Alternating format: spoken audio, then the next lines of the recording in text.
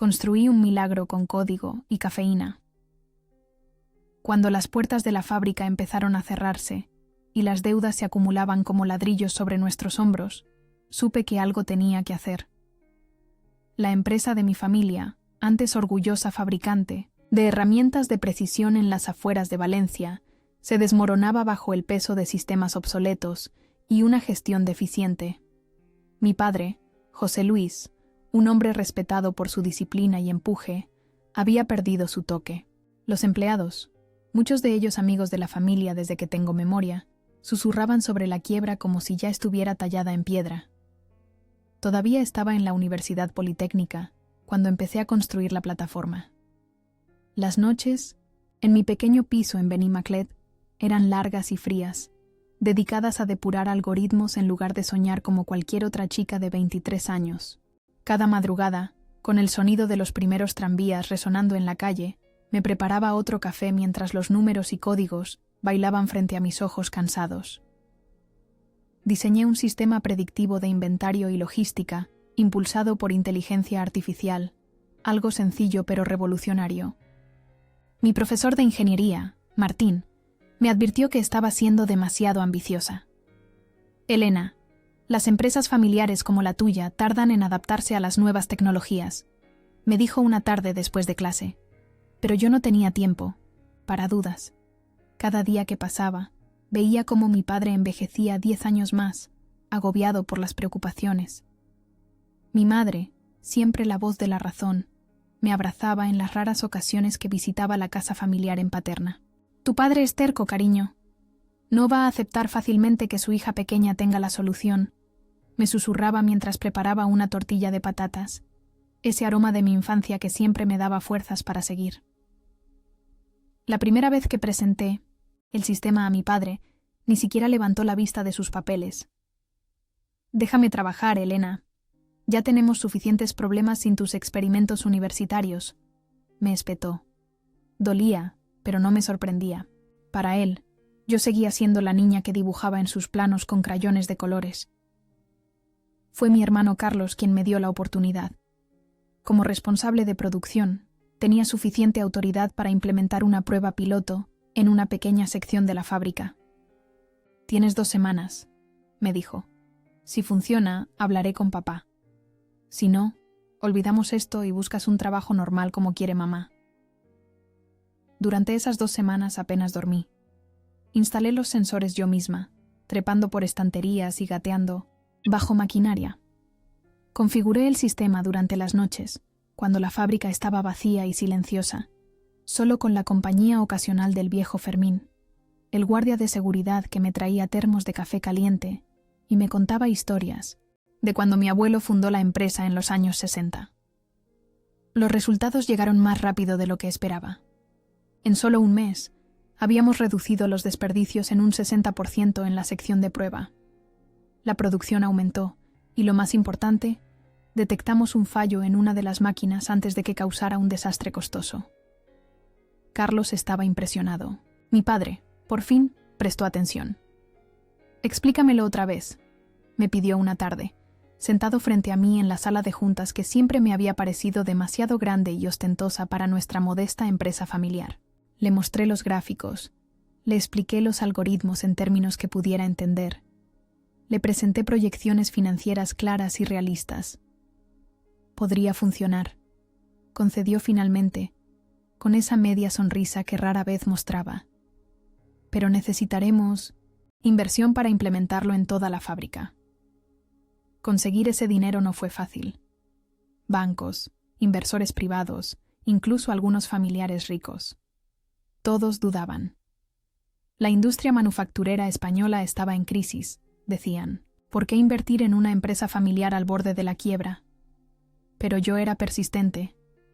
Presenté mi sistema en ferias tecnológicas. Gané un pequeño premio de innovación que nos dio algo de credibilidad. Y finalmente, un antiguo cliente de mi padre decidió apostar por nosotros. Dentro de 6 meses, toda la fábrica funcionaba con mi sistema. La transformación fue casi mágica. Los pedidos se completaban a tiempo. El inventario se gestionaba con precisión milimétrica. y los costes se redujeron drásticamente. Pronto comenzaron a llegar contratos internacionales. Una empresa alemana quería nuestras herramientas especializadas. Luego llegaron los franceses, los italianos, incluso recibimos consultas desde Japón. La empresa familiar estaba de vuelta, mejor que nunca. Los números eran surrealistas. El sistema en sí mismo se valoró en millones. Los empleados que antes susurraban sobre quiebra, ahora hablaban de expansión y bonificaciones. No buscaba elogios. Solo quería ver a mi familia orgullosa nuevamente. Recuerdo el día en que mi padre me llamó el futuro de esta empresa, durante una reunión con todo, el personal. Mi pecho se hinchó, no de ego, sino de esperanza. Se sentía como si finalmente hubiera ganado mi lugar. Los ojos de mi madre brillaban de orgullo. Carlos me abrazó tan fuerte que casi me dejó sin respiración. Pero no sabía, entonces, que el legado, en algunos hogares, no se gana, se hereda, y no siempre por los dignos. No imaginaba que mi media hermana Isabel, fruto del primer matrimonio de mi padre, observaba desde las sombras, calculando su oportunidad. No sabía que mientras yo construía el futuro de nuestra empresa con código y cafeína, otros planeaban arrebatármelo con sonrisas falsas y palabras vacías. Qué ingenua fui al pensar que el mérito sería suficiente. El día destinado a los votos se convirtió en traición. Se suponía que sería el día más feliz de mi vida. La finca resplandecía dorada bajo el sol andaluz. Los invitados vestían en tonos pastel, y el aroma de azahar y jazmín flotaba en el aire como una bendición. Sevilla en primavera es mágica. Por eso Miguel y yo elegimos celebrar nuestra boda allí, aunque nuestra vida estaba en Valencia. Llevaba un vestido elegante y moderno, mi pequeño tributo a la fuerza y elegancia que tanto me había costado construir. Mi cabello, normalmente recogido en una coleta práctica para la oficina, caía en suaves ondas sobre mis hombros. Miguel sostenía mi mano con fuerza mientras sonreíamos para las fotos, ajenos a la tormenta que se gestaba silenciosamente a nuestras espaldas. Mi madre lloraba discretamente, como lo hacen las madres en las bodas. Carlos bromeaba con sus amigos cerca de la barra libre. Incluso la tía Pilar, famosa por criticar todo, parecía satisfecha con la elección del menú. Todo era perfecto, o eso creía yo. La ceremonia civil había sido íntima y emotiva. El Latruls, juez, un viejo amigo de la familia, había hablado sobre el amor en tiempos difíciles, sobre construir juntos y apoyarse mutuamente. Miguel y yo nos habíamos conocido durante la crisis de la empresa, cuando él llegó como consultor externo. No se enamoró de la heredera de una empresa próspera, sino de la mujer obsesionada que trabajaba hasta la madrugada para salvar el legado familiar. Eso siempre me hizo sentir segura a su lado. La recepción estaba en pleno apogeo cuando mi padre hizo sonar su copa y se levantó para hablar. El DJ bajó la música y todos guardaron silencio. Yo sonreía, esperando un brindis, una bendición. Para nuestro nuevo capítulo. Miguel apretó mi mano bajo la mesa. Quiero agradecer a todos por venir a celebrar este día tan especial. Comenzó mi padre, con esa voz grave que siempre imponía respeto en las reuniones de negocios. Ver a mi pequeña Elena tan feliz me llena de orgullo. Asentí, conteniendo las lágrimas. Después de años de relación complicada, finalmente sentía que mi padre me veía, me valoraba. Y hoy no solo celebramos una unión, sino también un nuevo comienzo para nuestra empresa familiar. Continuó. Mi sonrisa se congeló. Esto no estaba en el programa.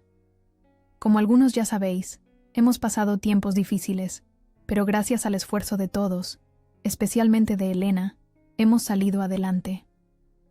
Los invitados aplaudieron. Miguel me miró, confundido, por mi expresión tensa.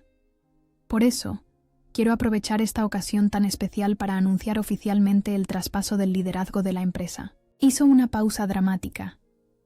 Mi corazón se aceleró. ¿Era este el reconocimiento que tanto había esperado? A partir del lunes, Isabel, mi hija mayor, asumirá la dirección general de Herramientas Martínez. El silencio fue absoluto. Mi respiración se cortó. ¿Isabel? ¿La misma mujer que nunca terminó el bachillerato, que pasó sus 20 años en Ibiza, que una vez llamó a nuestra empresa un aburrido montón de tornillos? La misma Isabel que apenas pisaba la fábrica 2 veces al año en Navidad y para la cena de empresa. Busqué a Isabel entre la multitud.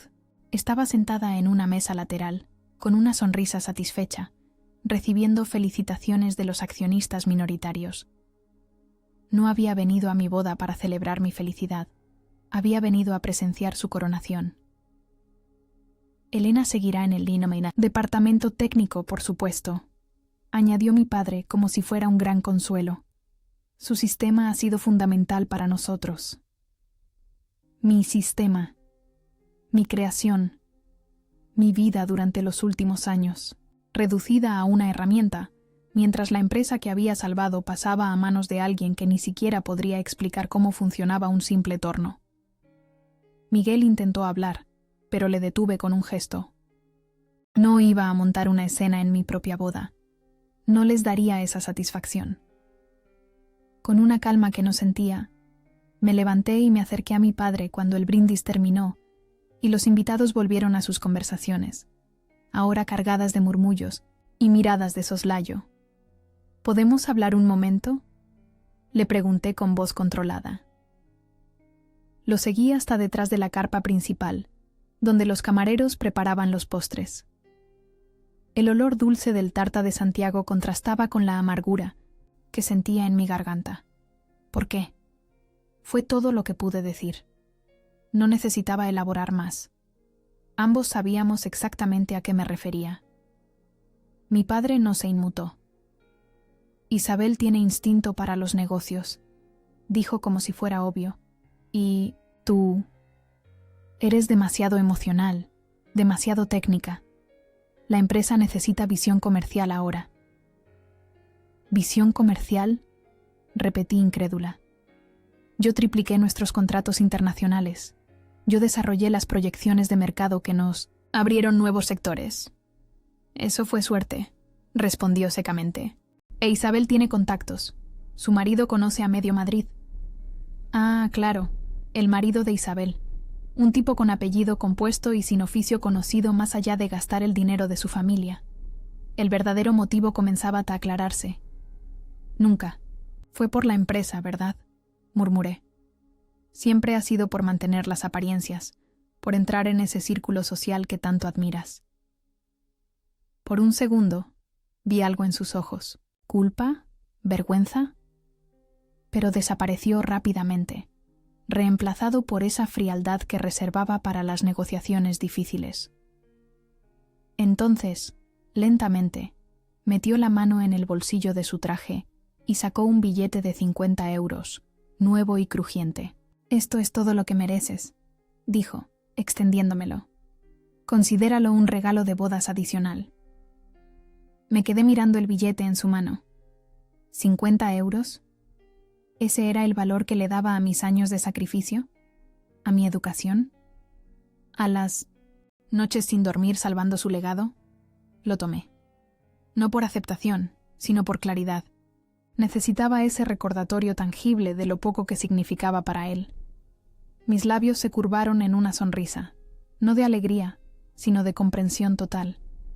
Algo se había roto dentro de mí, y algo nuevo había despertado. «Gracias, papá», dije con una calma que pareció desconcertarle. «Esto me da exactamente lo que necesitaba». Se alejó sin mirar atrás, volviendo a la fiesta donde los invitados bailaban ajenos al drama familiar que acababa de desarrollarse. Miguel me encontró minutos después, preocupado por mi ausencia. «¿Estás bien?», preguntó, tomando mis manos entre las suyas. Miré a mi nuevo esposo, este hombre bueno que me había elegido por quien era, no por lo que podía ofrecerle. «No», respondí honestamente, «pero lo estaré». Esa noche bailamos hasta el amanecer, brindamos con champán y cortamos la tarta entre aplausos. Sonreí en todas las fotos y agradecí a cada invitado su presencia. Nadie, excepto quizás Miguel, podría haber adivinado que bajo mi vestido blanco En el bolsillo que había cosido especialmente para llevar mi móvil, ahora guardaba un billete de 50 euros que valía más que cualquier lección que mi padre hubiera intentado enseñarme. Porque ese día aprendí algo fundamental. El respeto no se hereda, se gana. Y si no te lo dan, a veces tienes que tomarlo. Celebraron demasiado pronto.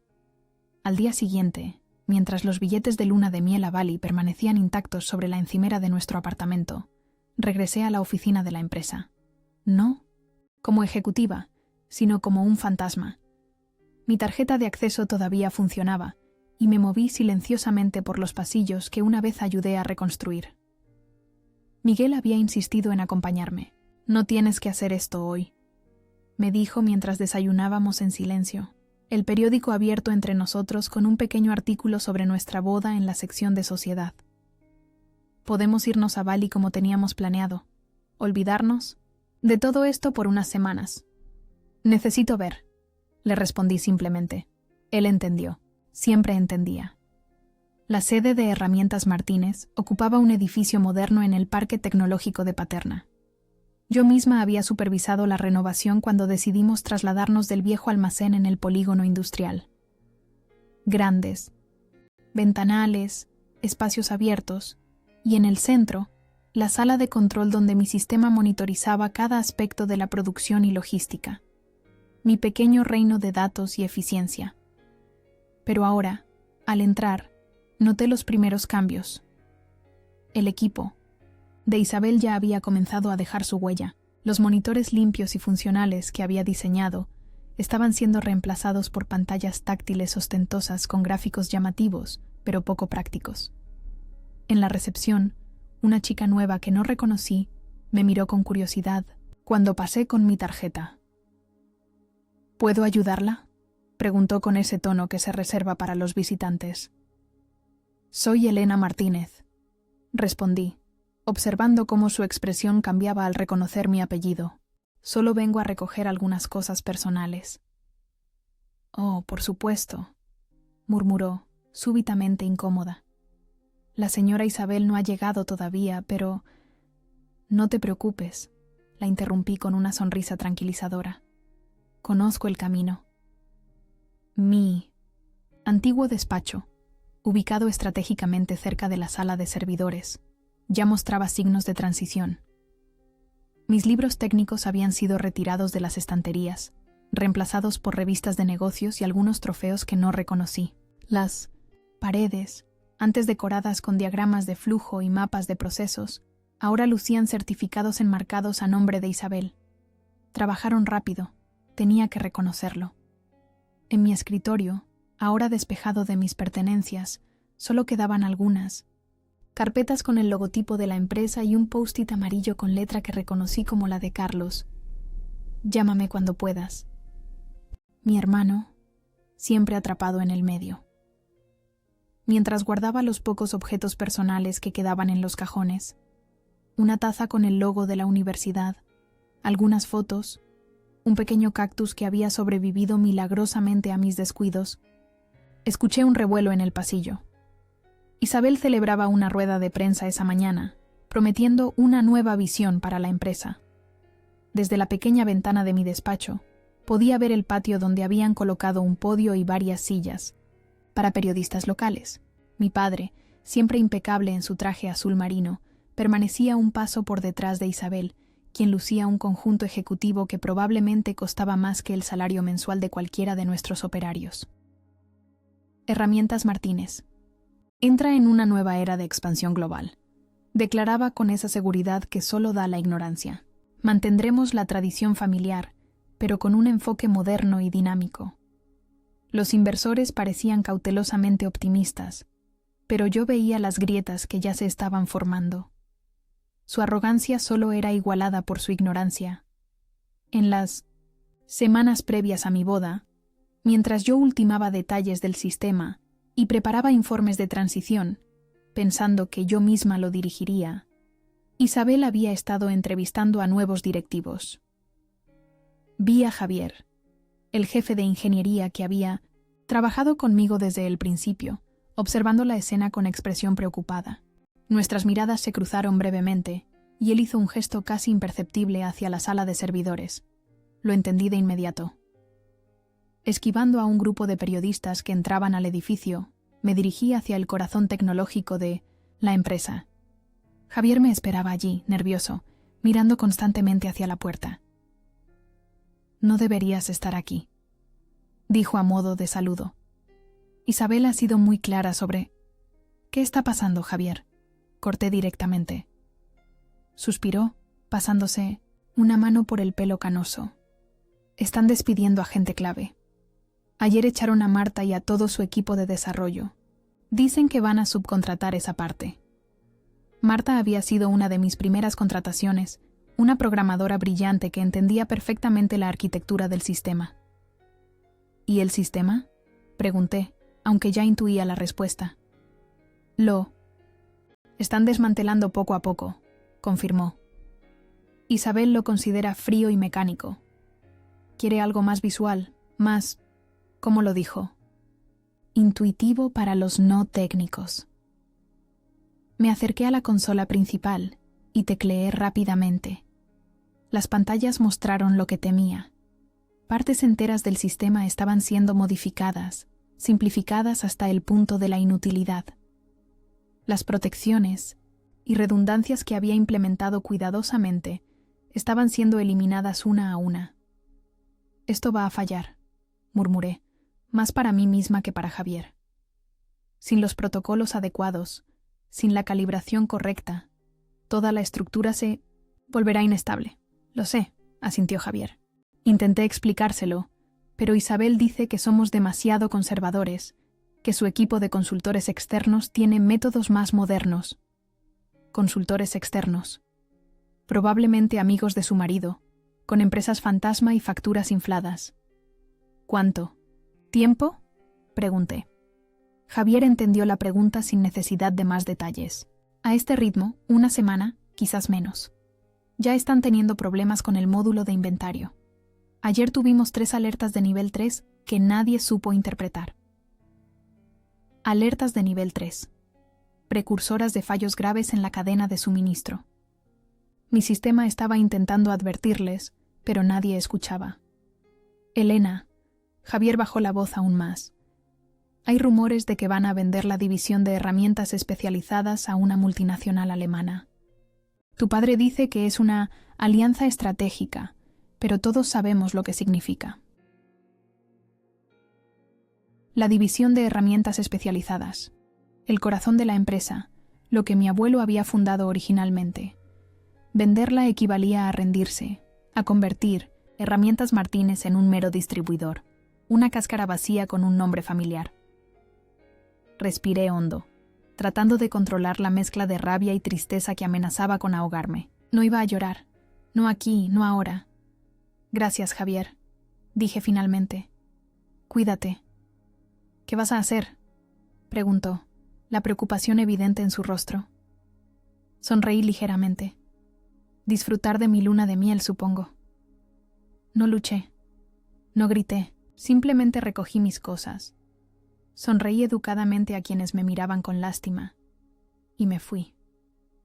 Pero no me estaba rindiendo. Me estaba preparando. Porque mientras ellos bailaban en la sala de juntas, yo ya estaba construyendo algo más grande, en silencio, con precisión y con la claridad de alguien que no tiene nada más que perder. Al salir del edificio, miré por última vez el logo familiar sobre la entrada principal. Mi abuelo solía decir que una herramienta bien hecha dura toda la vida. Yo era la mejor herramienta que esa empresa había creado, y estaba a punto de demostrarlo. Esa tarde, mientras Isabel posaba para fotos con inversores y mi padre firmaba papeles que probablemente no había leído, yo estaba en mi estudio, en casa, con 3 ordenadores encendidos y una determinación fría que nunca antes había sentido. Miguel entró silenciosamente, dejando una taza de café a mi lado sin hacer preguntas. «¿Segura que no quieres ir a Bali?», preguntó finalmente, sentándose a mi lado. «Ya no se trata de unas vacaciones, Miguel», respondí sin apartar la vista, de la pantalla donde escribía líneas de código a una velocidad vertiginosa. Se trata de justicia. Asintió, entendiendo lo que ni siquiera yo podía explicar completamente. ¿Qué necesitas?, preguntó simplemente. Tiempo, respondí. Y quizás un abogado. Sonrió, esa sonrisa que me había hecho enamorarme de él. Por suerte, tengo un cuñado que es el mejor abogado mercantil de Valencia. Mientras la noche caía sobre la ciudad, una tranquilidad extraña se apoderó de mí. Los monitores proyectaban su luz azulada sobre mi rostro, mientras preparaba meticulosamente lo que vendría después. No era venganza, me dije. Era corrección, un reequilibrio necesario. Y por primera vez en semanas, sentí paz. Día 1 de la toma de control. El sistema los rechaza. Cuando Isabel y su equipo intentaron iniciar sesión en la plataforma operativa central a la mañana siguiente, se encontraron bloqueados. Mensajes de error los recibieron. Acceso denegado. Los teléfonos comenzaron a sonar. Los pedidos no podían completarse, los envíos se retrasaban, los clientes entraban en pánico. Mi sistema, mi tecnología, había sido el esqueleto que sostenía todo, y sin la clave que solo yo poseía, comenzaba a colapsar. No fue premeditado, no exactamente. El sistema siempre había estado diseñado con múltiples capas de seguridad. Yo era paranoica con la protección de datos, especialmente después de que un competidor intentara hackear nuestros servidores el año anterior. Había implementado protocolos de autenticación complejos y sistemas de respaldo que requerían validación regular. Sin mi supervisión diaria y los códigos adecuados, partes enteras del sistema simplemente se cerraban, como un organismo que detecta una infección y aísla el área afectada. Mi móvil vibró incesantemente toda la mañana. Primero fueron mensajes de Javier. Todo está cayendo, nadie sabe qué hacer. Luego llegaron los correos electrónicos de clientes alarmados. Finalmente, las llamadas de números que no reconocía, probablemente los nuevos asesores de Isabel. Miguel y yo desayunábamos en una cafetería en la Plaza Redonda, bebiendo horchata y compartiendo fartons, ese dulce valenciano que siempre me recordaba a los domingos de mi infancia. A propósito, había dejado el móvil sobre la mesa, visible, vibrando ocasionalmente con nuevas notificaciones. ¿No vas a contestar?, preguntó Miguel, señalando el teléfono con la cabeza. Aún. No, respondí con calma, untando más azúcar en mi fartón. Primero, terminemos el desayuno. Al principio, pensaron que era un fallo informático. Lo supe por los mensajes cada vez más desesperados que llegaban. Contrataron empresas externas de TI, expertos en seguridad, incluso un equipo de recuperación de datos de Madrid que cobraba tarifas exorbitantes por hora. Intentaron restaurar copias de seguridad, reescribir código, incluso amenazar con acciones legales a los proveedores de software, pero el sistema había sido construido con capas de encriptación y protocolos de autoprotección. No era sabotaje, era arquitectura. Sin la incorporación y supervisión adecuadas, toda la estructura se volvía inerte. Vamos a dar un paseo, sugería Miguel cuando terminamos. Caminamos hasta la Torre de Serranos, esas imponentes puertas medievales que una vez protegieron la ciudad. Desde allí podíamos ver el skyline moderno donde se ubicaban las oficinas corporativas. Me pregunté si en ese momento estarían en crisis total. A mediodía, recibí una llamada de Carlos. Dudé un momento antes de contestar. «Elena, ¿qué está pasando?». Su voz sonaba tensa, casi susurrante. «Todo se está desmoronando aquí». «¿De verdad?», respondí con fingida sorpresa. «Qué extraño». «Por favor», suplicó.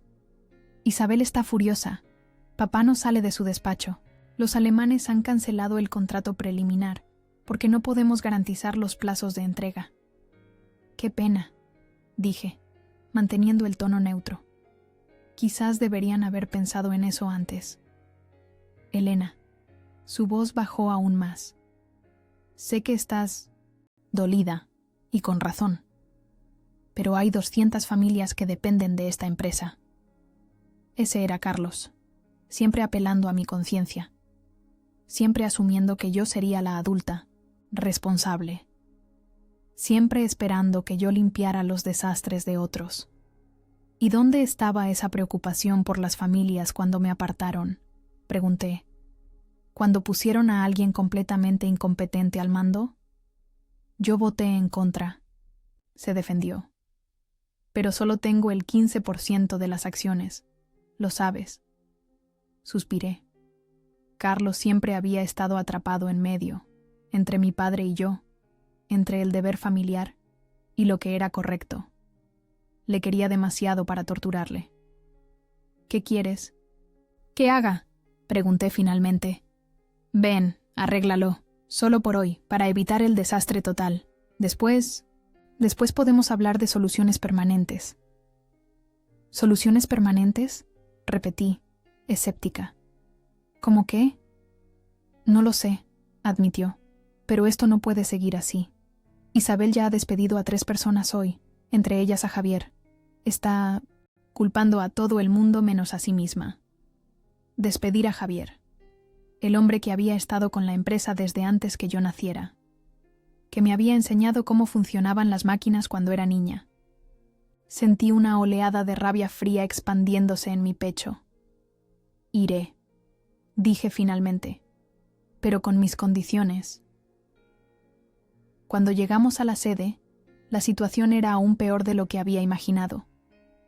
La recepción estaba llena de repartidores confundidos, con paquetes que no podían ser procesados.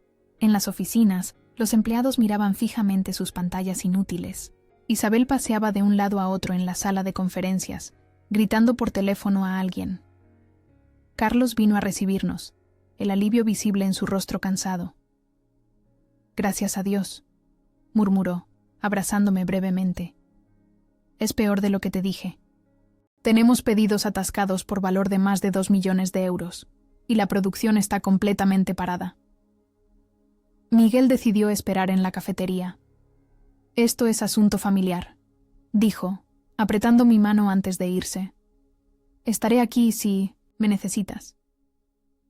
Mi padre estaba en su despacho, como había dicho Carlos. Cuando entré, levantó la vista de su ordenador. Por un momento, vi algo parecido a la vergüenza en sus ojos, pero rápidamente fue reemplazado por su habitual expresión autoritaria.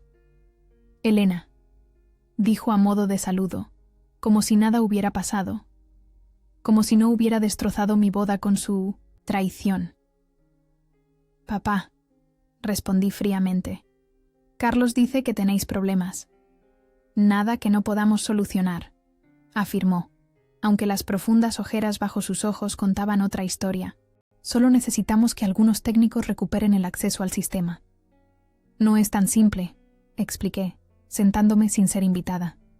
«El sistema está diseñado para protegerse. No es solo cuestión de contraseñas o accesos. Hay protocolos, secuencias, verificaciones». «Entonces arréglalo», ordenó, como siempre hacía cuando no entendía algo técnico. «Haz lo que sea necesario». «¿Por qué debería?», pregunté calmadamente. «Ya no trabajo aquí, ¿recuerdas? Isabel es la nueva directora general». Antes de que pudiera responder, la puerta se abrió de golpe. Isabel entró como un tornado, su perfecto peinado ahora despeinado, su traje de diseño arrugado tras horas de crisis. «¿Qué has hecho?», me acusó directamente. «¿Qué le has hecho al sistema?». Me recliné en la silla, observándola. «No he hecho nada que no estuviera ya programado», respondí con tranquilidad. «El sistema tiene protocolos de seguridad. Sin la validación adecuada, sin el mantenimiento correcto, simplemente se protege». «Es sabotaje», gritó. «Te demandaremos. Te arruinaremos». «Adelante», la invité, sonriendo ligeramente. «Explícale a un juez cómo asumiste el control de un sistema crítico sin entender cómo funcionaba. ¿Cómo despediste a los expertos que lo mantenían? ¿Cómo ignoraste todas las advertencias?». Se volvió hacia mi padre, buscando apoyo. «Dile algo. Es tu empresa la que está destruyendo». «Nuestra empresa», corrigió él, y por primera vez noté una grieta en su confianza habitual. Elena, por favor. Hay mucho en juego. Miré a mi alrededor, a ese despacho donde tantas decisiones se habían tomado, donde tantas veces me había sentido invisible. Luego saqué mi teléfono y consulté mis correos. Tengo 27 mensajes de clientes preocupados, dije. 18 de proveedores que no han recibido pagos confirmados. Y 4 de inversores que están considerando retirar su apoyo. Respiré hondo, sintiendo una extraña paz. La empresa está perdiendo dinero cada hora, y por primera vez en semanas me siento en calma. Cuando la desesperación llama a la puerta, la dignidad responde. Al tercer día, recibí un mensaje directo de mi padre, un simple texto. Necesitamos hablar. Esperé otro día antes de responder. Cuando entré en su despacho, mi antiguo despacho, encontré a Isabel llorando, al consejo en pánico, y a él, silencioso. No podía mirarme a los ojos. Los días, que siguieron al colapso del sistema, habían sido caóticos. Yo los observaba desde lejos, siguiendo los acontecimientos a través de los mensajes de antiguos compañeros y las noticias en los periódicos locales. Problemas técnicos paralizan importante empresa valenciana, rezaba un titular. Otro era más directo. Crisis de liderazgo en Herramientas Martínez tras cambio de dirección. Miguel y yo habíamos pasado ese tiempo en nuestra pequeña casa en la playa de El Saler, a las afueras de Valencia. No era exactamente Bali, pero el sonido de las olas y la tranquilidad del entorno me ayudaban a pensar con claridad.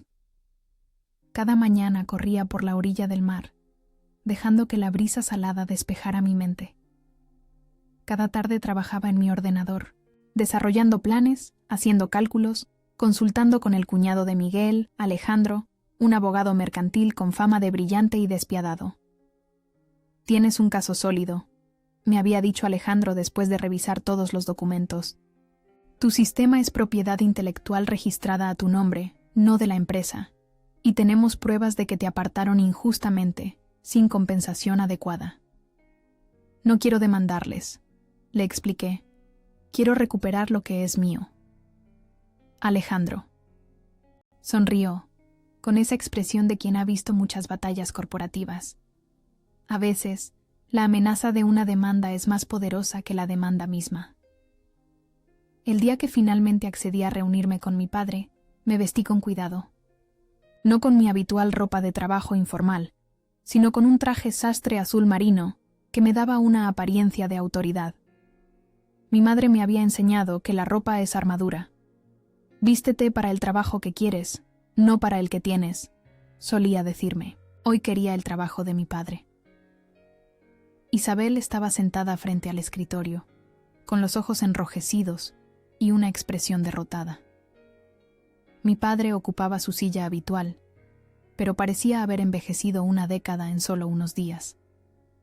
Carlos estaba de pie junto a la ventana, mirando hacia el patio donde los trabajadores fumaban nerviosamente, conscientes de que su futuro pendía de un hilo. «Elena». Mi padre rompió el silencio cuando entré. «Gracias por venir». Me senté sin prisa, colocando mi maletín sobre mis rodillas. Esperé. «La situación es complicada», continuó, eligiendo cuidadosamente sus palabras. «El sistema no responde. Los clientes están cancelando pedidos. Los bancos amenazan con ejecutar préstamos». «Lo sé», respondí simplemente. Isabel soltó un bufido de frustración. «¿Lo sabes? ¿Eso es todo lo que tienes que decir? La empresa de tu familia está al borde de la quiebra». La miré directamente, con la tranquilidad de quien ya no tiene nada que perder. ¿Mi familia? Qué curioso. Hace una semana, en mi boda, parecía ser solo vuestra empresa. «Cometimos un error», intervino mi padre, con un tono que nunca le había escuchado antes. Sonaba casi humilde. «Por favor, vuelve. Arregla esto». Hice una pausa. Luego, con mi messages, calma. Saqué de mi bolso un billete de 50 euros y lo coloqué sobre el escritorio. «Esto es todo lo que merecéis», dije. La habitación cayó en un silencio atónito. Las mismas palabras que él me había dicho. El mismo gesto humillante, devuelto como un espejo. Mi padre palideció. Isabel parecía confundida. Carlos se cubrió la boca, ahogando lo que podría haber sido una risa o un gemido de horror. Levanté para irme, pero luego me detuve. Os haré una oferta, dije girándome. Compraré la empresa, por su valor de mercado actual, sin favores, sin títulos honoríficos. Vosotros seréis accionistas, nada más. ¿Comprar?, repitió. Mi padre, incrédulo. Elena, no tienes ese tipo de dinero. Sonreí ligeramente. Tengo inversores interesados y tengo la propiedad intelectual del sistema que mantiene viva a esta empresa. Sistema que, por cierto, registré a mi nombre, no al de Herramientas Martínez. Isabel se puso de pie, indignada. Eso es imposible. Lo desarrollaste mientras trabajabas aquí. En mi tiempo libre, corregí. Con mi propio equipo. Hay registros detallados de cada hora que pasé, de cada línea de código. Mi abogado tiene toda la documentación lista. Mi padre me miraba con una mezcla de sorpresa y algo que podría haber sido respeto. ¿Siempre planeaste esto?, preguntó. No, respondí honestamente. Nunca quise ser otra cosa que parte de esta empresa. Nunca busqué el control. Solo quería que mi trabajo fuera valorado. Hice una pausa. Fuisteis vosotros quienes me enseñasteis que en los negocios hay que protegerse. Carlos se acercó al escritorio. ¿Cuáles son tus términos exactamente?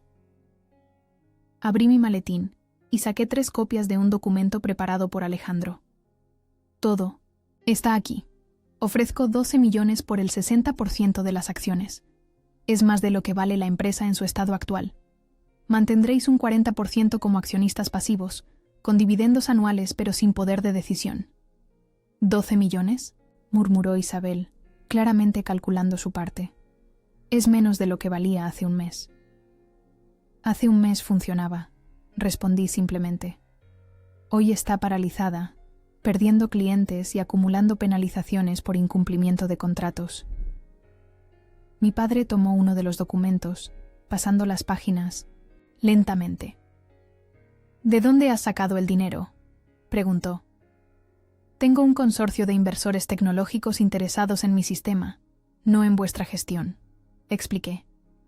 Están dispuestos a aportar el capital necesario a cambio de una expansión controlada y licencias de la tecnología para otros sectores.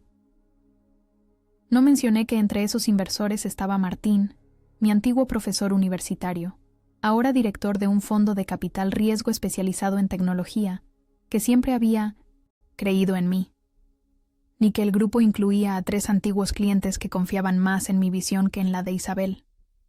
¿Y si nos negamos?, me preguntó mi padre, siempre buscando negociar. Recogí mis papeles con calma. Entonces ejerceré mis derechos sobre la propiedad intelectual. Retiraré completamente el sistema y venderé la tecnología a vuestros competidores. Me encogí de hombros. La empresa valdría entonces lo que valen sus edificios y maquinaria. Quizás 5 millones, con suerte. Vi el momento exacto en que mi padre se dio cuenta de que había perdido. No fue cuando mencioné el dinero, ni cuando presenté los documentos legales. Fue cuando me miró a los ojos y vio que ya no era la hija desesperada por su aprobación. Era una mujer de negocios, ofreciéndole la única salida posible de una situación imposible. Asintió lentamente. No tenía elección. La empresa se estaba hundiendo. Mi oferta era salvación o extinción. Necesitaré consultar con el consejo, dijo finalmente, un último intento de mantener algo de control. Por supuesto, concedí. Tenéis 48 horas. Después retiro la oferta y procedo con las acciones legales. Cuando me dirigía hacia la puerta, Carlos me alcanzó en el pasillo. ¿Estás segura de esto?, preguntó en voz baja.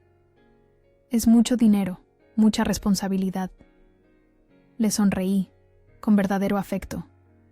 Mi hermano, siempre preocupado, siempre buscando el equilibrio. Más segura que nunca, respondí. Y quiero que sepas que siempre habrá un lugar para ti, no como hermano, sino porque eres bueno en lo que haces. Sus ojos se humedecieron ligeramente. Nunca estuve de acuerdo, lo sabes, con lo que hicieron. Lo sé, asentí.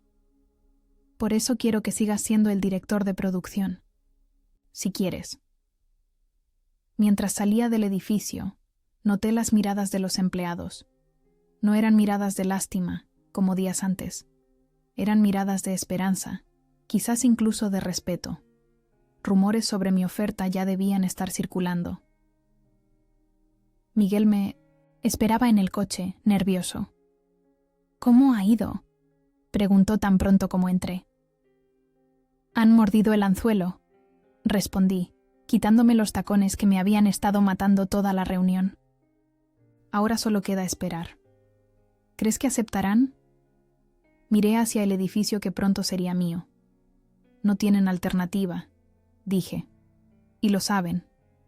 Construido de cenizas, gobernado por fuego. En pocas semanas finalicé la adquisición. Mi nueva entidad absorbió la empresa, sus activos y sus deudas. Reinstauré a los ingenieros, reactivé el sistema de IA y renegocié los contratos con clientes. En 6 meses, las ganancias se duplicaron. En un año, superamos los 180 millones de euros en valoración. Los medios lo llamaron el regreso del siglo. El día que firmamos los papeles finales fue extrañamente anticlimático. En el despacho de Alejandro, con vistas al puerto de Valencia, mi padre, Isabel y yo firmamos documento tras documento en un silencio casi ceremonial. No hubo discursos, ni brindis, ni felicitaciones. Solo el rasgueo de las plumas sobre el papel y el ocasional murmullo de instrucciones del notario. Isabel desapareció de la vista pública después de eso. Según rumores, se mudó a Marbella con su marido, viviendo cómodamente de sus acciones pero manteniendo un perfil bajo. Mi padre se trasladó al campo, a una finca en la sierra de Albarracín, su nombre ahora ausente de todos los registros oficiales. No los castigué, simplemente borré su poder. Construí un nuevo consejo, basado en el mérito, no en la sangre.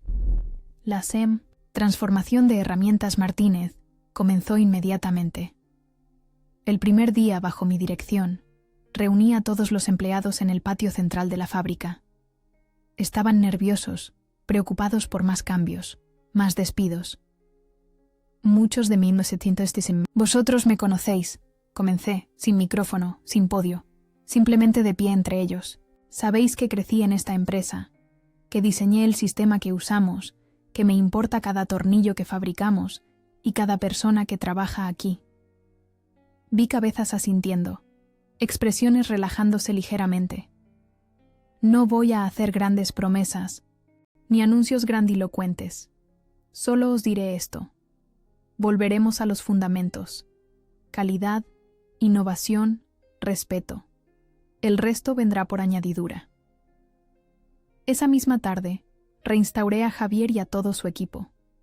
En una semana, el sistema funcionaba perfectamente.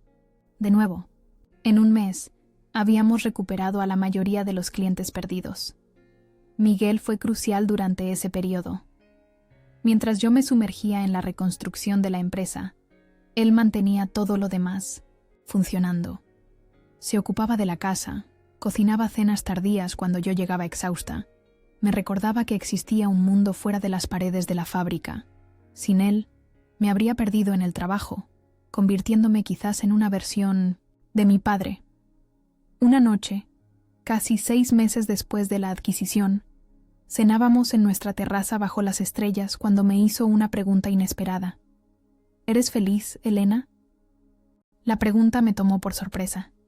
Estaba cansada, sí, pero también satisfecha, realizada. Creo que sí, respondí después de reflexionar. ¿Por qué lo preguntas? Porque a veces me pregunto si esto es lo que realmente querías, o si solo estabas reaccionando a lo que te hicieron. Sus palabras se hundieron profundamente. ¿Era esta empresa realmente mi sueño? ¿O solo un campo de batalla donde había necesitado ganar? ¿Estaba construyendo algo nuevo o solo reclamando algo viejo? Esa conversación me hizo replantearme muchas cosas. Comencé a delegar más, a construir un equipo en el que pudiera confiar plenamente. Contraté a una brillante directora de operaciones, Lucía, que había trabajado en multinacionales pero anhelaba un proyecto con más alma.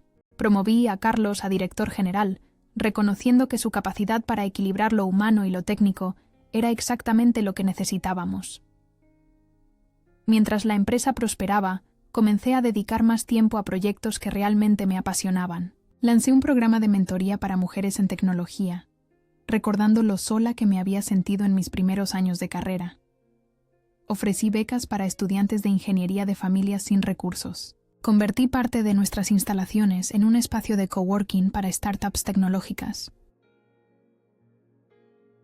Un año después de la adquisición, cuando alcanzamos la valoración de 180 millones, los periodistas económicos querían entrevistas, los inversores llamaban constantemente, las revistas de negocios pedían aparecer en sus portadas. Decliné la mayoría de estas solicitudes. No quería ser el rostro de una historia de venganza exitosa, como la llamó un periódico. Esto era algo más profundo, más significativo. En uno de los pocos artículos que autoricé, para una revista especializada en tecnología industrial, expliqué nuestra filosofía. No estamos reinventando la fabricación, estamos humanizándola. La tecnología solo tiene sentido cuando sirve a las personas, no al revés. Las palabras resonaron en el sector. Pronto, otras empresas familiares nos contactaron, buscando asesoramiento para su propia transformación digital. Creamos una división, consultora, liderada por Javier, que ayudaba a pequeñas y medianas empresas a modernizarse sin perder su esencia.